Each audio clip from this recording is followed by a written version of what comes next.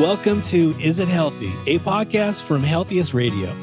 Our aim with this podcast is to bring all the latest news on natural, healthy, and sustainable products. We want to answer that basic question that we ask all the time. Is it healthy? We are highlighting the healthiest approved brands and experts that we hope you will all get to know. We are so excited today to be speaking with Gwendolyn Gardner, who I met years ago at, I think it was a baby expo or maybe the Natural Products Expo. I can't remember how we all found each other. But Gwen has an amazing brand called Simply Chickie, and she has basically launched this brand because it was almost impossible to find clothing and garments for newborns and babies that was safe for the environment. And I'm probably butchering that a little bit. She's going to help us. But Gwen, thank you so much for joining us today. Thank you, Crystal. Awesome. So Gwen, I would just love for you to share with all the listeners what it was like. And I remember we talked a long time ago, so I know a little bit of the story, but if you can just kind of share what happened when you realized that it was really impossible to find onesies and clothing for babies that was safe and non-toxic. But when did that happen? Surely. Well, in 2004, my story starts where I decided to actually move out on the boyfriend who I was seeing. I'd been seeing him for about a year and a half. And because it just wasn't working, the boxes were packed, but I didn't feel well. So on Monday, I went to the doctor. On Tuesday, I found out that I was pregnant, and basally the next day that I had breast cancer. Whoa. So yeah, so it was quite a week.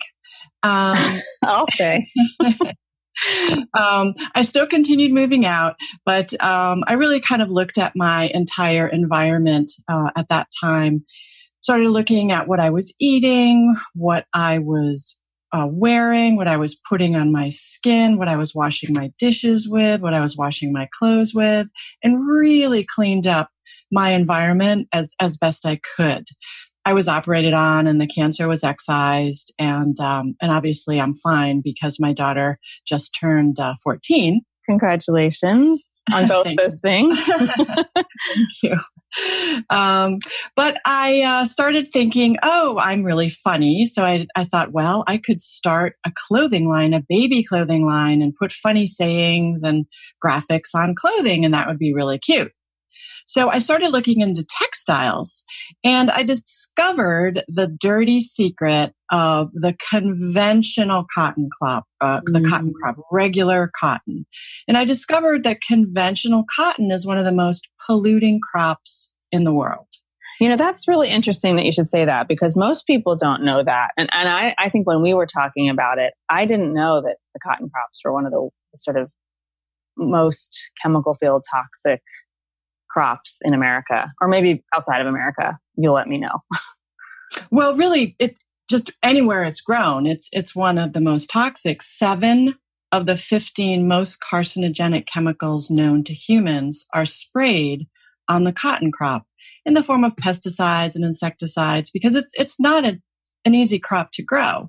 So it's understandable that this is the way it was done, and it's still done that way. But we have to think about the larger environmental impact. And so my goal really is to make people, pay attention to fast fashion. There is a cost.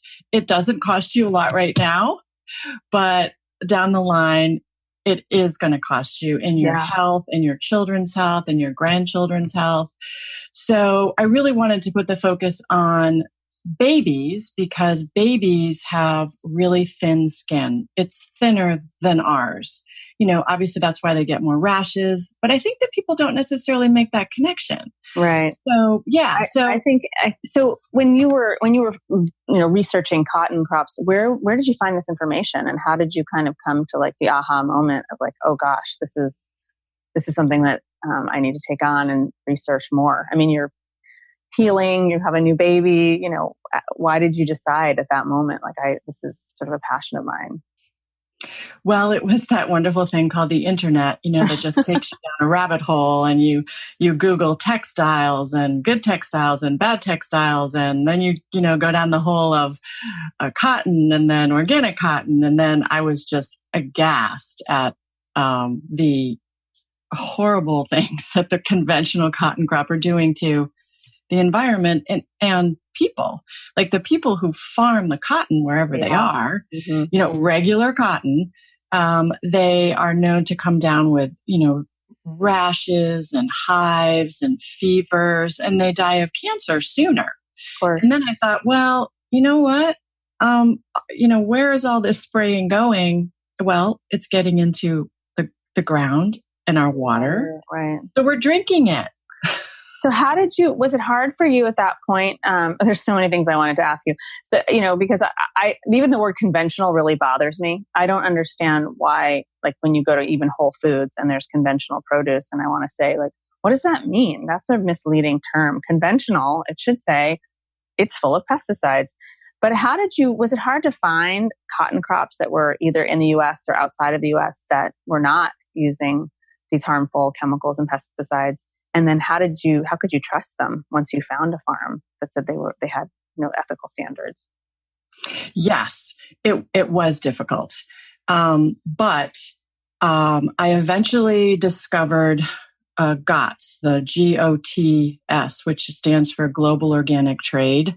Mm-hmm. And there is a certification process for organic cotton, and you want to look for GOTS certified organic cotton. There actually are a few very reputable ones, but just you need to make sure that it's certified organic.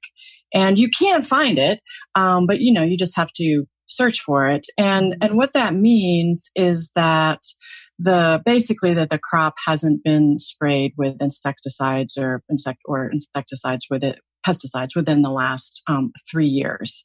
And generally, when you find obviously the good farm or the good maker, it's been going on for years at this point, right. that they've been organic. And did you find was that U.S. based cotton, or were you looking outside of the U.S. to find that? Well, the company I use is actually in the U.S. My clothes are actually made and sewn in the U.S. Mm-hmm. And the organic cotton is either comes from a U.S. crop or one that's certified in India. Gotcha. And do they provide testing for you? Like, did you have to go through a series of different suppliers until you found one that had the feel? Sort of the soft feel that you wanted, or were you lucky? Yeah, no, absolutely. And they have to provide me with that official, certification piece of paper that says that it is certified organic. Mm-hmm. Gotcha. And so how did you get started? So let's go back to you figured this out, and what did you do? Did you just start sewing them yourself? Did you find a manufacturer? How'd you get to today? Sure. Well, of course I started small, and I, created the designs. Originally, way back then, I painted them, and then I, uploaded them onto my computer and graphically, messed with them. And then I had my nice little picture. And then originally I started printing on the rompers myself for a long time. And then I went to, farmers markets, because that's where you can really start figuring out, who's going to buy your product. Yeah. So I went to farmers markets in the beginning. And then my most popular one, this is kind of what launched me. After my daughter was about 6 months old, I was taking a nap with her. I tell this story a lot. And I woke up and her little soft breath was, brushing on my cheek. And I had that mommy moment, and I said, oh my goodness. I was like, world peace is possible. Look at what we start with. We start with all this beautifulness. And then, but I have a sense of humor. So I realized that she was crawling around on the floor. And so I made this list of what was inside of her. It includes world peace and light from 4 stars, 2 rainbows, some green stuff, milk, some dog hair, and a raisin. Everybody loves it. Everybody laughs. So I thought, well, you know what? I am going to go big. and I decided to jump out to a big trade show out in Las Vegas. This was way in the beginning. And literally on the last day of the last hour of this show, I was still smiling to the end. Yeah. And this man walked by and he pointed at the poem, The Inside Me, and another design that I had. And he said, please send those to me. And it ended up being a worldwide catalog. Actually, it's still around. And I became, their top baby seller for almost 5 years. And so that one poem actually sustained me. I had another job. I was a teacher. So that, I was a single mom too. So between those. And you're living in Newport, Rhode Island, right? Even then? Correct. Yeah. I've lived in Newport for 20 years now. Yeah, and I just bring that up because it's not like you were in, Manhattan where everything's textile and retail and, you made this business out of your hometown, so to speak, like your city. Right. And I feel like a lot of people don't realize that Newport is on an island. And so we are, super concerned. We see the ocean every day and we see the impacts, I think, more than some other people might. Yeah. So I just feel like, living on an island, we're actually on an island. We just, I don't know, we're just super environmentally conscious here. So maybe we're a little bit ahead of, some people.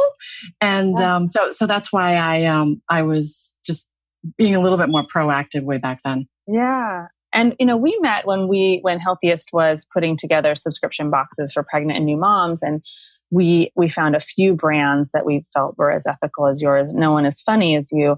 But the feedback from the customers was just, they wanted more. And most of them were from the middle of the country. And that's one of the things that's been really interesting in running this business is figuring out that a lot of, young moms or new moms that don't have access to healthy products in their towns or in their local stores, they are looking for them. And now they're, searching the internet when they find brands they love that match their values, they'll stick with them.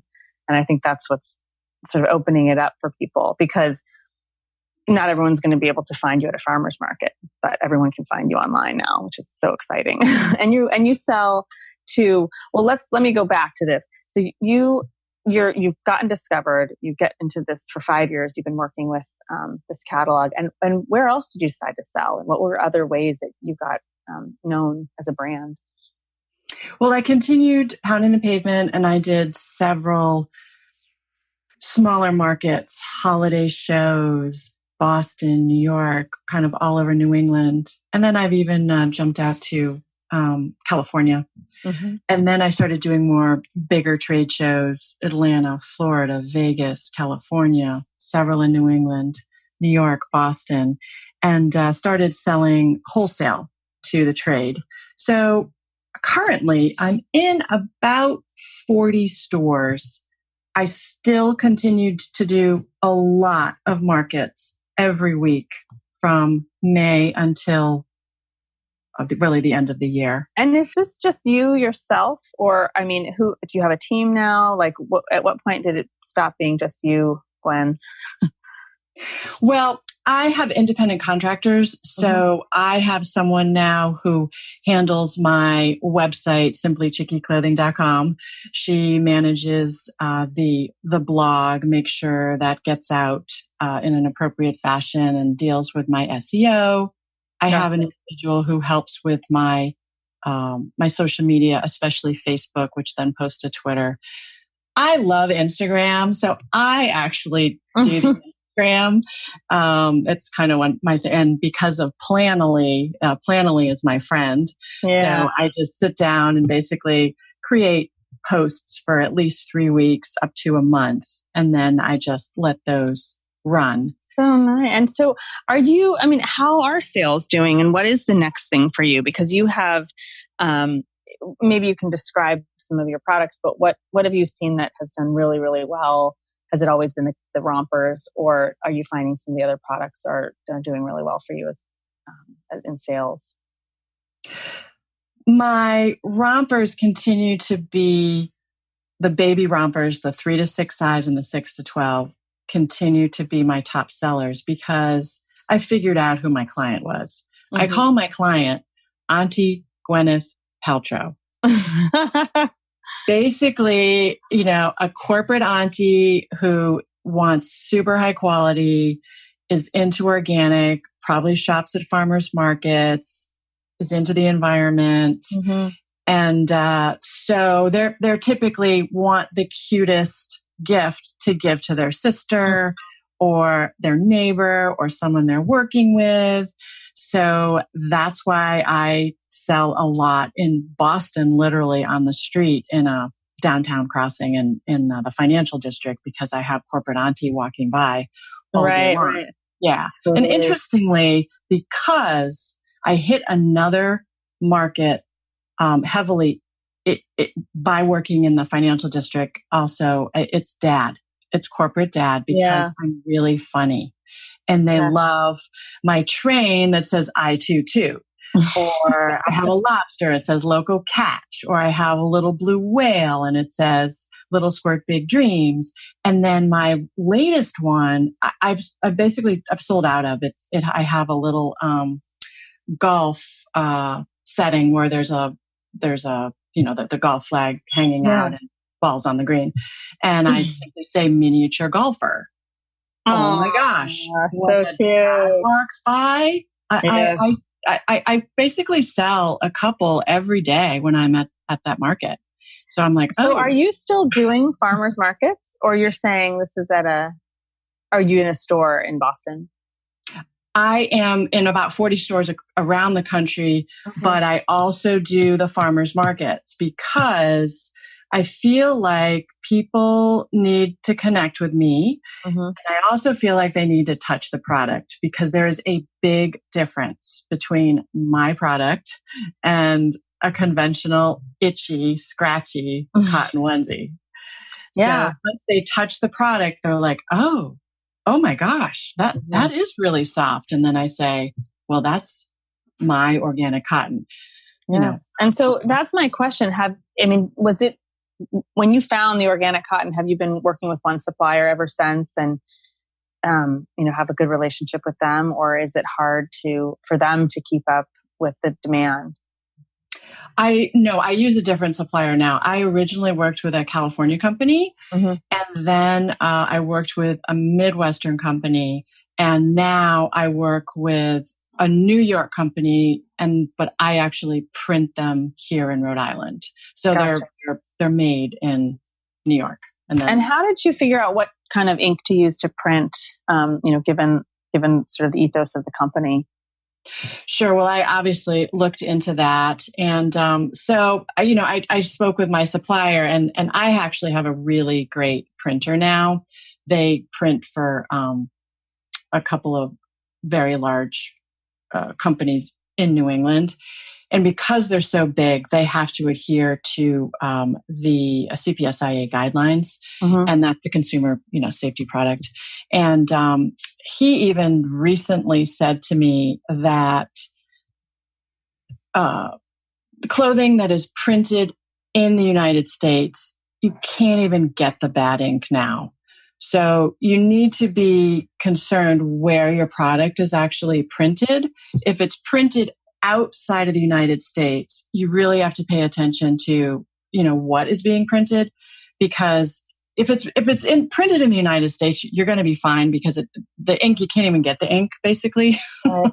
Well, is there a difference between like vegetable dyes and the types of inks? And let me know, because I actually don't know. We've looked at a lot of brands of toys, for example, where they use some kind of vegetable dyes for the toys, and I'm curious how you uncovered what kind of ink to use, or if you're saying there's only one standard printing ink. Yeah, it is basically a standard, and the inks that are used are water based. So I was told you can even eat it. Wow. I've actually been at the Natural Products Expo where people eat their products in front of me to prove it. I'm like, you don't have to do that. Like kitty litter and things like that. It's like, wait a minute, I know. That's so exciting. And so what else what's in the pipeline besides I love the little baby hats and the blankets, and the rompers are so cute. And those did really well with our customers as well. And I just curious, what's on your next roadmap? What's coming next? So I'm actually going to be in New York City. I'm going to be doing a pop-up, kind of a permanent pop-up in Columbus Circle. There's something called the Turnstile Shops. It's at Columbus Circle. So in the subway station, kind of in the same concept of if you've ever been to Grand Central Station and been into Vanderbilt Hall, there's that multi-purpose retail shops with food. Well, that is going on at the Turnstile Shops below in the subway station at Columbus Circle. So so there's great like food downstairs. There's even this awesome bar. I was just talking to the manager yesterday, who's super cute. Priorities. Right.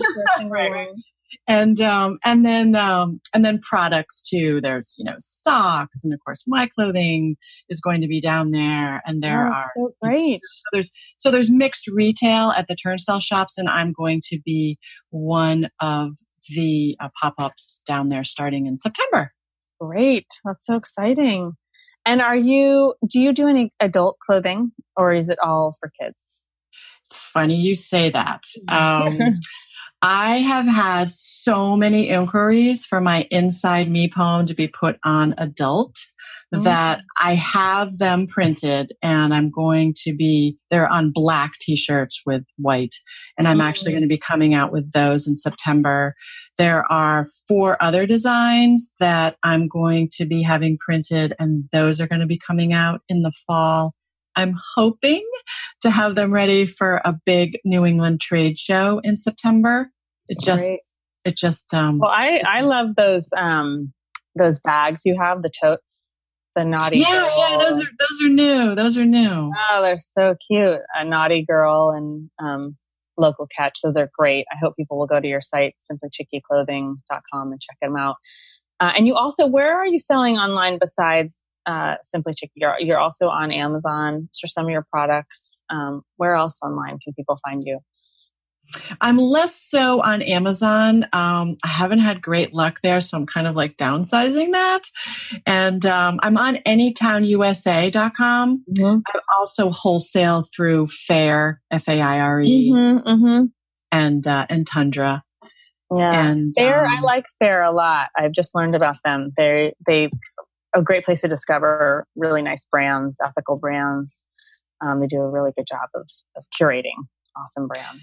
Yeah, and then I'm also partnering with Indie Goods. They are online, but their big thing is they are going to be opening up their own pop-up stores, and they're going to have makers in those stores. And then their goal is to potentially grow into a couple of major cities. So basically, I will be shipping some of my most popular products down to them, and then they're going to be selling in their store, but then also, I believe, online. And I believe that's going to be starting in the fall as well. Gotcha.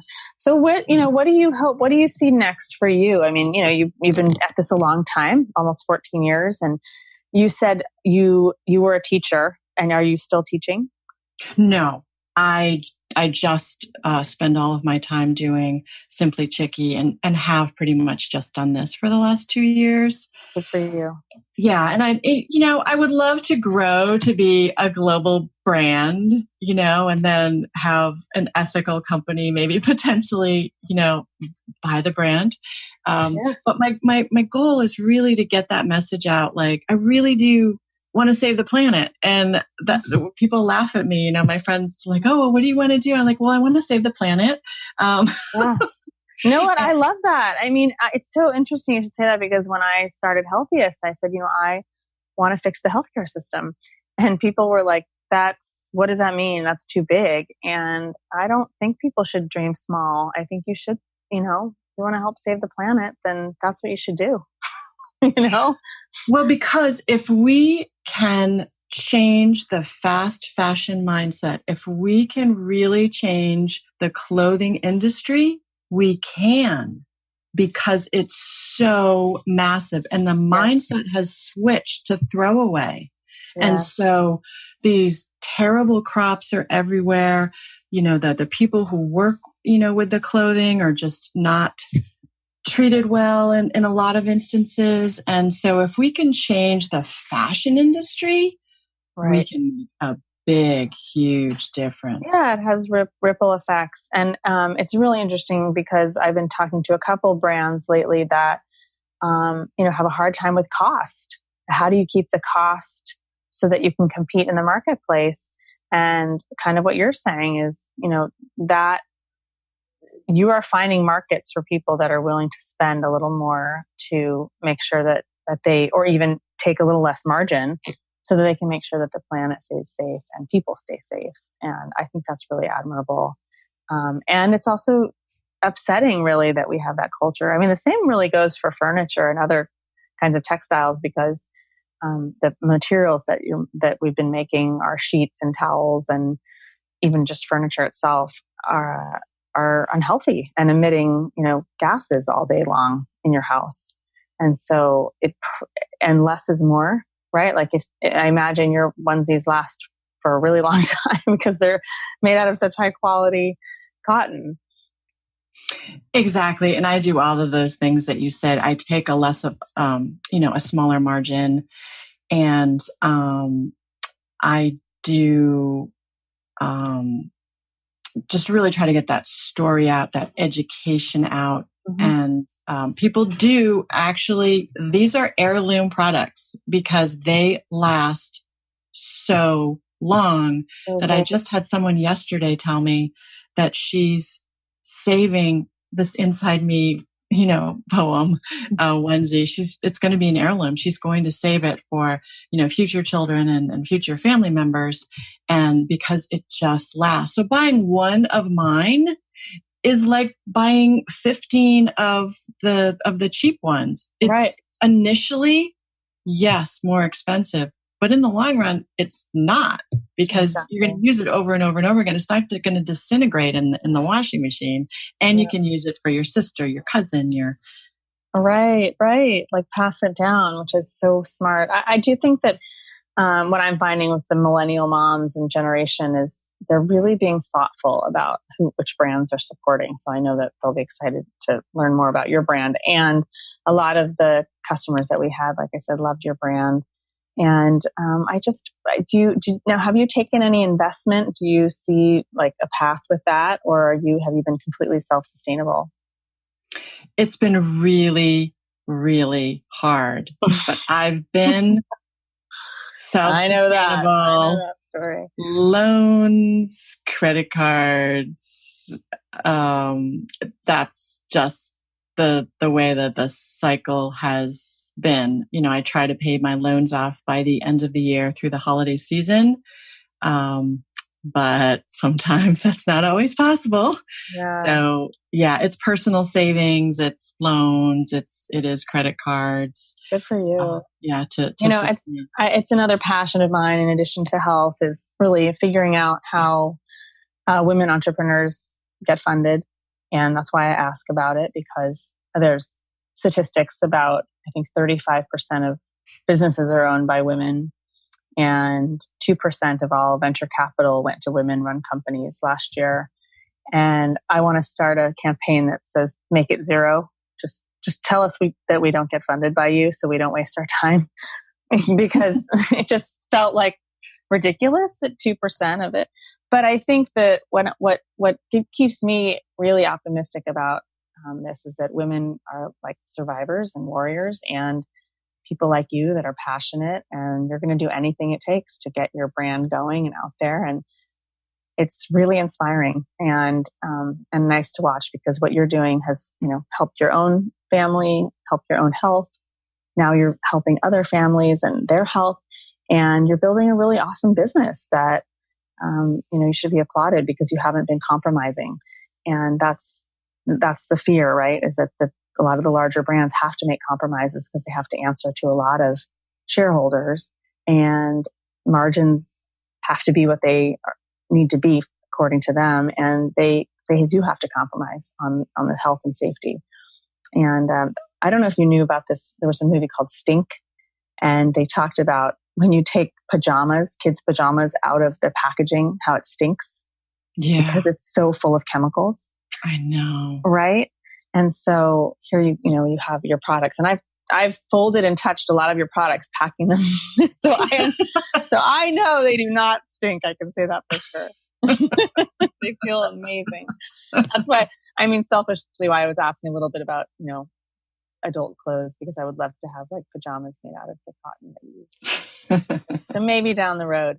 Well, I just thank you so much for your time and really for what you're doing. And I look forward to seeing your brand and growing and seeing on the cover of, Entrepreneur or Time Magazine talking about saving the planet. Well, thank you so much. Yeah, thank you. Keep it up, Gwen, and let's stay in touch and keep me posted on all your new products and anything that's coming soon. Thank you so much. All right. Thank you.